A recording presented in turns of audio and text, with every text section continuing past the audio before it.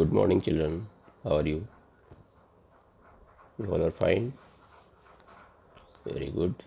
Now, as we have read about the institutional representation of democracy, in which we have read about the universal adult franchise.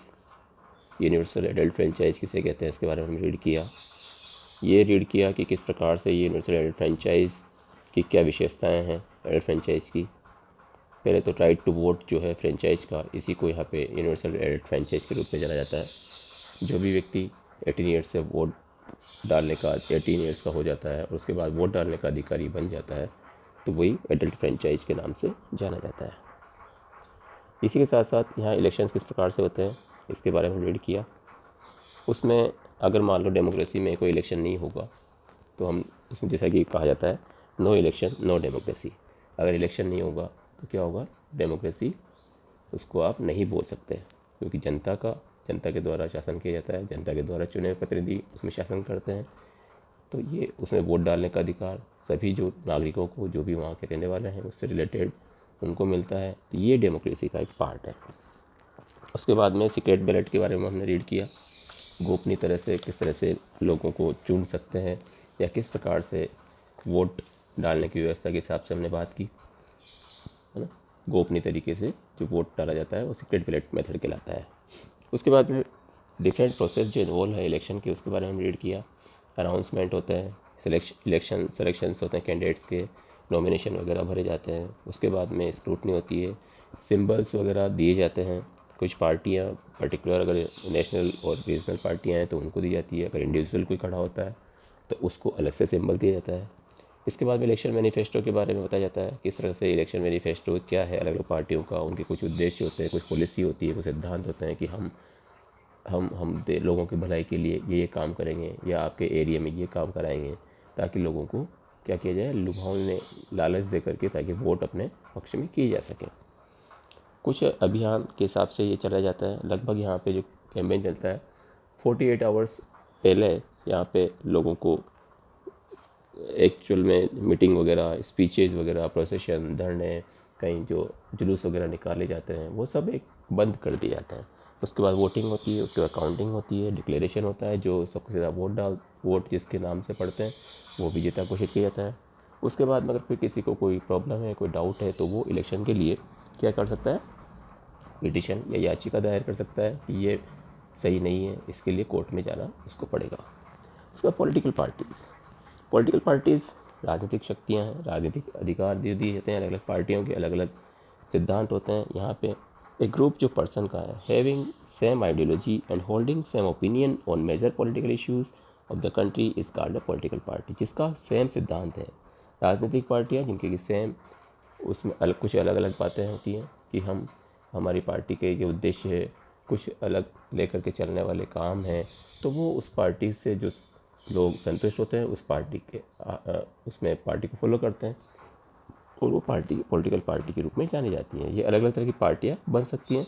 हमारे यहाँ पे national parties भी हैं और regional parties भी हैं। इस तरह के अलग अलग हमारे कंट्री में सिद्धांत लिए हुए हैं, उनके अलग अलग सिद्धांत होते हैं अलग अलग जगहों के, और उसी के हिसाब से उनको दिया जाता है अलग अलग नाम से। उसके बाद इंपॉर्टेंस क्या होती है पॉलिटिकल पार्टीज़ की रिप्रेजेंटेटिव डेमोक्रेसी में पॉलिटिकल पार्टीज़ जो हैं दोनों ही तरह से पावर्स वगैरह और अपोजिशन के हिसाब से भी इंपॉर्टेंस रखती है।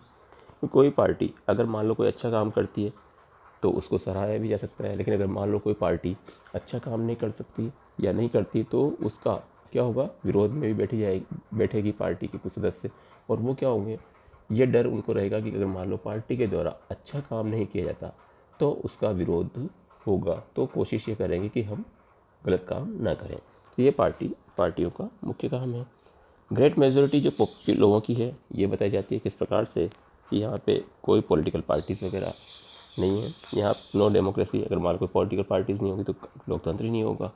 तो इस तरह पॉलिटिकल पार्टीज़ वगैरह बहुत ज़रूरी है डेमोक्रेटिक कंट्री में।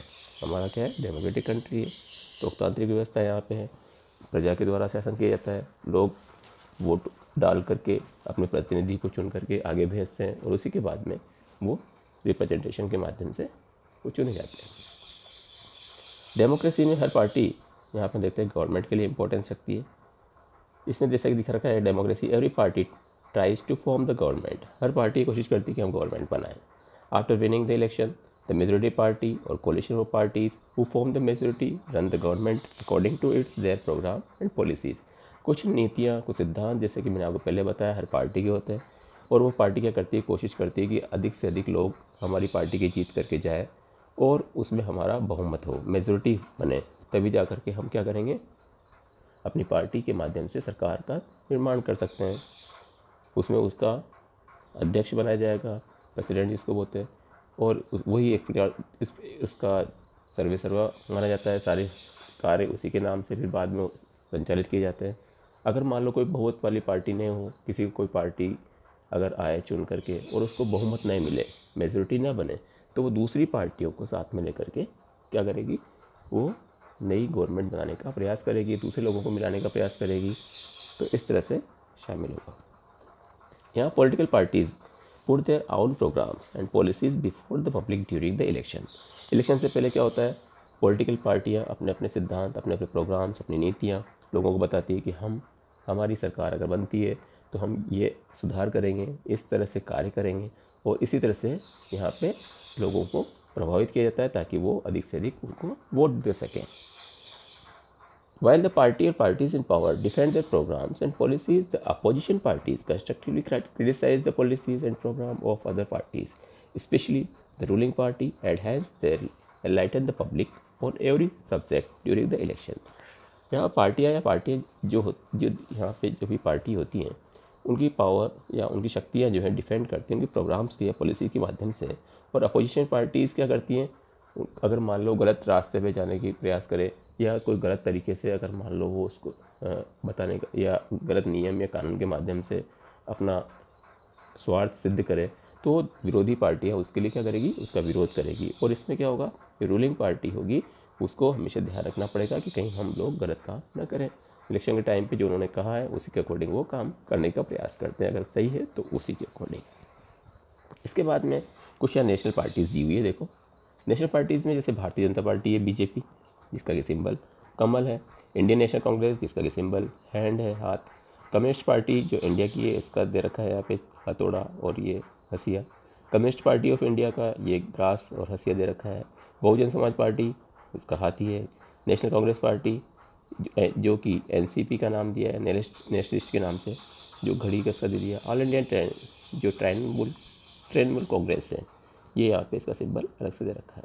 तो अलग अलग तरह की पार्टियाँ यहाँ होती हैं। स्टेट पॉलिटिकल पार्टीज भी होती हैं, जैसे कि आंध्र प्रदेश में यहाँ तेलंगाना राष्ट्र समिति है, तेलुगु देशम है, वाईएसआर कांग्रेस है, अरुणाचल प्रदेश की ऑल इंडिया तृणमूल कांग्रेस है, पीपल्स पार्टी अरुणाचल की है, असम में all India United democratic front है, असम गंगा परिषद है, बोडोलैंड पीपल फ्रंट है, बिहार की जनता दल यूनाइटेड है, लोक जनशक्ति पार्टी है, राष्ट्रीय जनता दल है, राष्ट्रीय लोक समता पार्टी है, गोवा में महाराष्ट्रवादी गोमांतक पार्टी है। तो इस तरह से अलग अलग पार्टियां यहाँ पे अलग अलग जगहों पे हैं। इसी तरह से केरला में कम्युनिस्ट पार्टी ऑफ इंडिया है, इंडियन यूनियन मुस्लिम लीग है, जनता दल है, सेक्युलर जेडी के नाम से जिसको जाना जाता है। इसके साथ साथ केरला कांग्रेस है, रिवोल्यूशनरी सोशलिस्ट जो पार्टी है। इसके बाद यह महाराष्ट्र की भी है, महाराष्ट्र ने जो नवनिर्माण सेना बना रखी है, नेशनल कांग्रेस पार्टी बना रखी है, शिवसेना है। मणिपुर में भी ऑल इंडिया तृणमूल कांग्रेस है, मणिपुर स्टेट कांग्रेस है, नागा पीपल्स फ्रंट है, पीपल्स डेमोक्रेटिक अलायंसेस है। उसके बाद मेघालय में हिल स्टेट है, लोगों की डेमोक्रेटिक पार्टी के हिसाब से, नेशनल पीपल्स पार्टी है, यूनाइटेड डेमोक्रेटिक पार्टी है।